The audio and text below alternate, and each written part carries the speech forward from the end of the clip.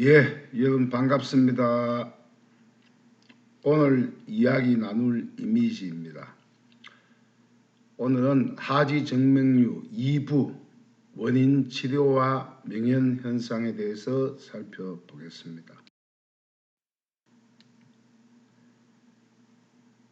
지난 1부에 손따기를 시작하여 이렇게 바뀌는 이미지입니다.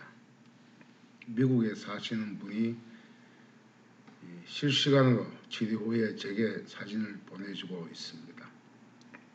자, 이야기 시작 전에 구독, 알림을 눌러주시면 다음 강의를 쉽게 찾아보실 수가 있겠습니다. 행복한 생활 이야기, 내가 만든 질병은 내가 고친다.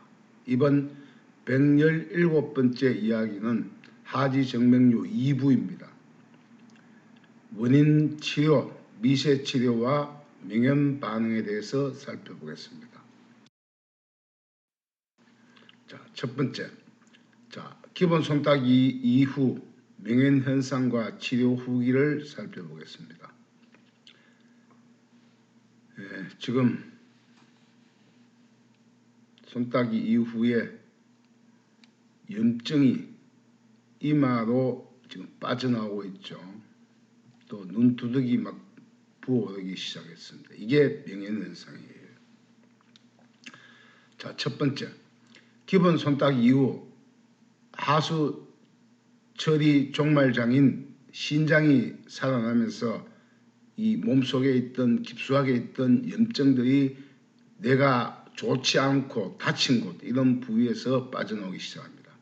그래서 과거 다치거나 내 몸에 염증이 가장 많은 부위, 만약에 복부에 염증이 많다 그러면 배꼽이나 복부에서 염증이 나오고, 그래서 내 몸에 염증이 가장 많이 쌓인 곳의 조직에서 피부로 염증을 버리려고 발악하고 있습니다. 지금 발악하고 있습니다.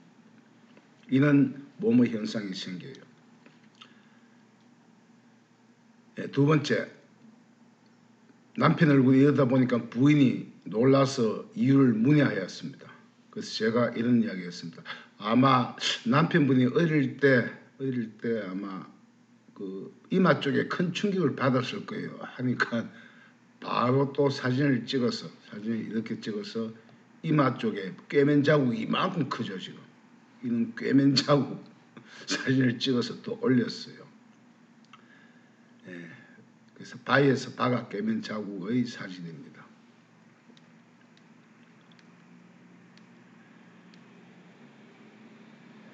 겨우 손가락 5군데를 바늘로 찌르고 피를 짜내는 기본 손따기를 하고 나면 이처럼 내 몸에 염증이 많았던 부위에서 염증과 고름, 어저결이 피부로 빠지기 시작합니다.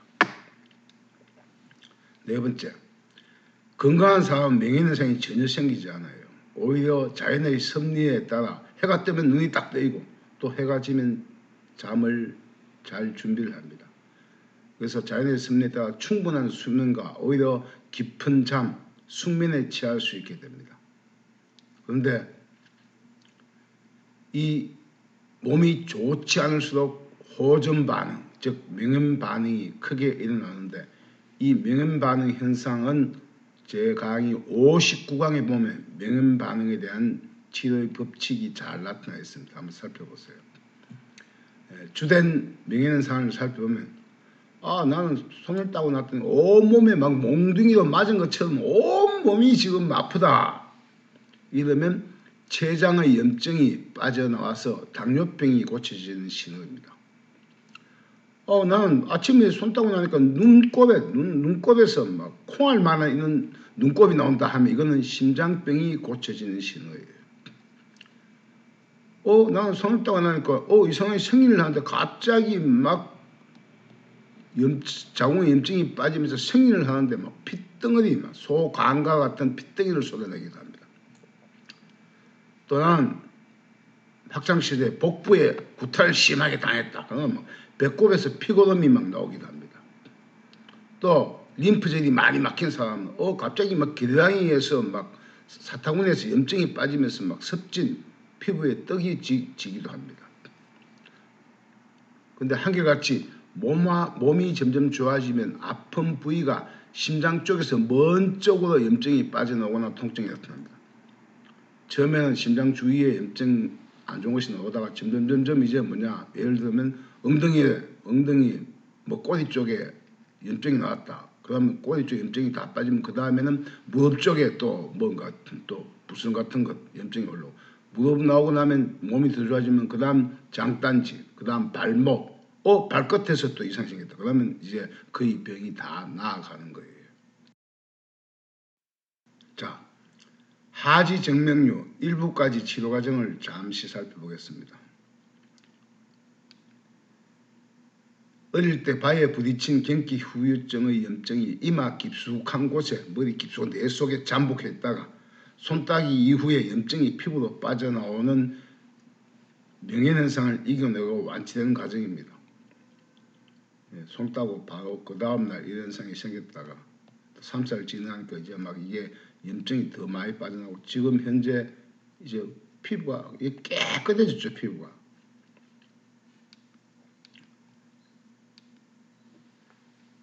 이 발가락 10기단을 따주고 또 오른발 안쪽 치료의 과정입니다. 한번 보세요. 피부가 많이 살아나죠. 피부가. 그래서 피부가 살아나고 찌들어붙은 어저킬이 조금씩 빠지고 있습니다. 이분은 이제 부항캡으로 빼내면 더 빠르게 완치에 이를 수 있겠습니다. 자, 역시 오른발 바깥쪽 복숭뼈 과정이죠. 그래서 오른발 바깥쪽 복숭뼈 주위를 잘 살펴보세요. 이 부위를 한번 보세요. 이런 것들이 이렇게 좋아졌어요. 또 발 전체의 피부, 이 발 전체의 피부가 화색이 돌고 어저킬이 많이 제거되어 있습니다. 그래서 이분은 부항캡으로 이제 신간혈과 오금, 종아리, 판막 쪽에 어저킬을 더 빼내면 완치에 이르게 될 것입니다. 세 번째, 이제 손따기 이후 어저킬 빼기 후기를 한번 보겠습니다. 이분은 이제 부항캡을 하지 않고 이제 손따기 하다가 이 오금자리와 종아리, 장단지 쪽, 그 다음에 이 바깥 복숭뼈 쪽을 이제 침으로 찌르고 그냥 놔둔 거예요. 놔두면 너무 좋지 않는 어저킬이 그냥 피부 밖으로 올라오고 발악했던 거니까 찔러주면 저절로 피가 나오죠. 이 과정만 한 것입니다. 기본 손따기 이후 이마와 눈, 두둑, 턱에 나온 염증과 붓기는 이제 정상으로 다 돌아갔다고 합니다. 보통 손따기 이에 10기단 따기 5번을 했다고 제게 전해왔습니다. 한번 보세요. 여기저기 부었던 남편의 얼굴은 완전 정상으로 돌아왔습니다. 이마에 검은 딱지만 크게 있는데 한 일주일 지나면 떨어지지 않을까 싶네요. 얼굴이 너무 많이 부었을 땐 둘 다 겁이 덜컥 났거든요.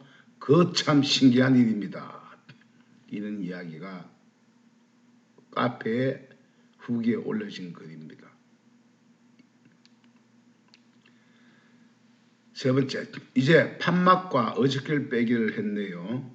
5곳 찔러 했는데 이분이 10곳 이상 찌다 보니까 더 빼고 싶어서 저절로 피가 나오게 한 사진입니다. 세 번째, 손따기 전 발사전에 비하면 이미 복숭아뼈 주위의 피부가 많이 밝아지고 좋아졌음을 알 수가 있습니다. 네 번째, 이제는 판막 위에 부항캡을 걸어 깊숙하게 찌들어 있는 어저킬 빼주기를 이제 시작하셔야 됩니다. 네 번째, 이렇게 하면 아직도 이제 발목이 시원찮다 그러면 보행장애 힐률다점을 한번 따주셔도 됩니다. 1주차 기본 손따기 후 필요하면 무릎, 발목이 아플 때는 기본 손따기를 생략하고 발목 혈류 딸점으로 다져주시면 됩니다. 자세한 내용은 27강 발목, 무릎, 고관절 질환치료법을 참고하시면 되겠습니다. 그래서 발목을 자주 삐치거나 발목에 이상이 있으면 그 부위가 굵어지고 특히 복숭뼈 부위 주위가 자꾸 부어 올라요. 그래서 지압점은 항상 아픈 쪽, 내가 왼쪽이 아프다 그러면 오른손을 다스려야 되고, 오른 다리가 안 좋다 그러면 왼손을 다스려야 됩니다. 이 지압 누르는 점은 바로 여기에요. 요 좌우측 여기를 이렇게 요 가는 부위 있죠. 이렇게 되면 이런 부위가 문제가 됩니다. 가 -2, 가 +2 부위를 자주 비벼서 4분 5분 정도 지압을 합니다. 그건 뭔가 시원한 것 같아요. 한 7분 지나고 나면 발목이 팽팽 돌아가고 지압만 해도 혈이 통할 수 있습니다. 네 번째, 핵심 딸점은 바로 아픈 발의 반대편 발입니다. 반대편 손을 다스려야 돼요. 반대편 손. 가사, 요 가사죠. 가 +2, 가 -2, +2, -2 위주로 다스려 주시면 좋습니다. 다섯 번째, 하지 정맥류의 원인 신장과 간 어저혈 빼기를 이제 설명하겠습니다. 우리 인체 교감신경, 모든 신경은 전부 이 척추를 지나가게 되어 있죠. 그래서 허리 이하의 혈류가 막히면 다리에 질병이 발생합니다. 그래서 다리의 모든 질병은 그 원인이 허리 이하의 혈류가 막혔거나 신장 기능의 이상 때문일 수가 있습니다. 따라서 여기가 바로 신간혈이죠. 신간혈. 자, 두 번째, 무릎 뒤 오금과 종아리 판막 위를 침으로 5 내지 10곳을 찌르고 보완캡으로 어저킬 빼기를 3번 정도 찌르고 빼내고 좀 쉬었다 또 찌르고 또 빼내고 3번 정도 합니다. 세 번째, 이제 근원적인 치료를 위해서 신장과 간 기능을 살려내는 신간혈, 신장과 간을 다스리는 혈입니다. 신장, 간, 흉추 9번에서 10번 정도에 걸쳐 있는데 요 그림의 요 신간혈 원안 있죠. 원안의 좌우 위치에 척추뼈 좌우의 근육 쪽에 있는 위치에 침으로 5 내지 10회 찌르고 어저혈 빼기를 합니다. 이것도 역시 3번 정도 반복을 해주면 좋습니다. 한 번 하면 표피밖에 안 빠져요. 두 번째 하면 한 1cm 정도 안쪽에 있고 세 번째 하면 더 깊숙한 어혈이 빠집니다. 4번, 5번까지 해도 됩니다. 자, 바로 요 위치죠. 요 신간의 위치입니다. 그래서 요 위치를 어저께를 빼준다는 이야기예요. 뭐 조금 뭐 약간 이쪽으로 이렇게 올라가도 관계 없습니다. 이렇게 올라가도 관계 없습니다. 요 주위를 빼주면 돼. 자, 그다음 평소 식후 또는 잠들기 전 이 두 주먹을 이렇게 쥐고 이렇게 돌려서 이렇게 쿵쿵쿵 칩니다. 쿵쿵쿵쿵쿵 한 10배 정도 치면 신장과 간이 안 좋은 사람이 쿵쿵쿵 이렇게 치면 아파서 되게 아파요. 그래서 지압점을 쳐주면 초기에는 몹시 아프나 쳐줄수록 아픔이 사라집니다. 2, 3일 정도 한 쳐주고 나면 이상하게 아무 쳐도 안 아파요. 그럼 신장과 간이 살아난 것입니다. 자, 우리 몸의 이 하수 종말 처리장인 신장이 살아나면 하지 정맥류의 원인 치료를 한 것이어서 다리 피부가 좋아지고 얼굴 피부가 좋아지고 다른 조직의 피부도 함께 좋아집니다. 왜? 하수 종말 처리장의 찌꺼기가 다리에 다 차있는데 그게 빠지니까 온몸의 피부가 좋아질 수밖에 없겠죠. 6번째, 어저혈 빼주기의 환경 혹은 주의사항을 살펴보겠습니다. 첫 번째 주의사항, 절대 하지 정맥류의 질병이 있는 부위를 압박해서는 안 됩니다. 질병 부위를 압박하면 혈전이 더 딱딱하게 뭉쳐지고 굳어져서 정세가 도리어 악화되고 더 심해집니다. 전반적으로 두 번째, 손따기를 일주일 간격으로 꾸준히 하시고 발가락 끝 식기단 따기를 3일차 정도에 하는데 3일차 정도인데 이때 하다 보면 특히 발가락 이쪽이 검붉어요. 검붉은 발가락이 만약에 움켜쥐어서 생겼다. 그럼 그것도 바늘로 쿵쿵 찔러서 염증과 어저킬 정세가 있을 때마다 빼내줍니다. 왜냐하면 우리가 걸어 다니지 않고 못 살죠. 한 2, 3일 걸어 다니다 보면 무거운 철분, 죽은 적혈구 이런 것들이 무겁기 때문에 엄지발가락 쪽에 많이 모여요. 혹은 엄지발가락이 아프다 그러면 그 부위는 반드시 검붉습니다. 따주면 됩니다. 세 번째, 이제 오금 판막과 종아리 판막이를 어저킬 빼주기를 가끔 해주세요. 사일하는 게 궁금하시다면 사일 만성질환 38강편을 참고하시면 됩니다. 이때 하는데 어지럽다, 현기증 증세가 나타나면 그 주기를 길게 하든지 뭐 1주마다 하던 것을 2주마다 하든지 천천히 해주면 되는데 특히 60세 이후에는 갑자기 많이 빼면 어지럼증이 심해지면 이때는 빼지 않는 게 좋습니다. 그냥 이때는 사일 부항을 하지 말고 그냥 바늘로 콕 찔러서 손으로 짜줄 정도. 그냥 바늘로 찔러서 손으로 짜는 것은 아무리 짜도 이상이 없습니다. 네 번째, 이 잠을 청할 때는 등을 반드시 따뜻하게 신장과 간 기능이 활성화되어 노폐물 여과가 잘 되도록 해야 됩니다. 따라서 침대나 방바닥을 뜨겁게 할수록 척추의 자율신경 조직이 살아나서 더 빠르게 호전이 됩니다. 그 다음 다섯 번째, 가급적 질병이 있는 부위를 따뜻하게 만들고 특히 발바닥을 자주 조격해도 괜찮겠죠. 발목까지 뜨거우면 조격해도 좋습니다.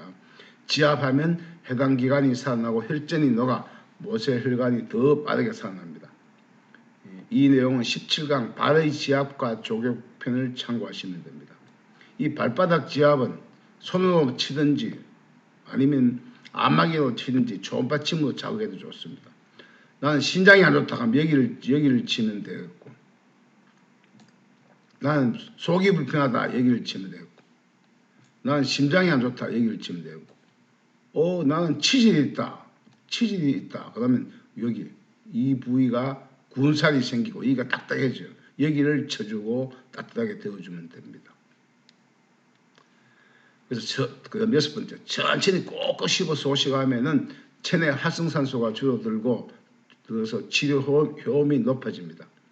특히 담백한 음식, 채식 위주, 지방 섭취를 줄이고 채식 위주 혹은 생것, 육회나 회 이런 것으로 가볍게 식사를 하게 되면 신장과 간의 기능이 살아나고 자운동을 도와서 더욱 건강한 생활을 할 수가 있겠습니다. 자, 오늘 이야기는 여기까지네요. 자, 이야기 마치기 전에 구독, 알림을 눌러주시면 다음 강의를 쉽게 들을 수가 있겠습니다. 행복한 생활 이야기. 내가 만든 질병은 내가 고친다. 다음 118번째 이야기는 수족냉증의 원인입니다. 그 원인을 알아야 치료가 되겠죠. 자, 한 가지 광고를 드리면 유튜버 제가 멤버십을 개설했습니다. 멤버십 회원이 되시면 더 많은 영상을 빠르게 찾아보실 수 있고 또 여러 가지 혜택도 드릴 수 있도록 하겠습니다. 긴 이야기 경청해 주셔서 감사합니다. 늘 건강한 시간 되세요.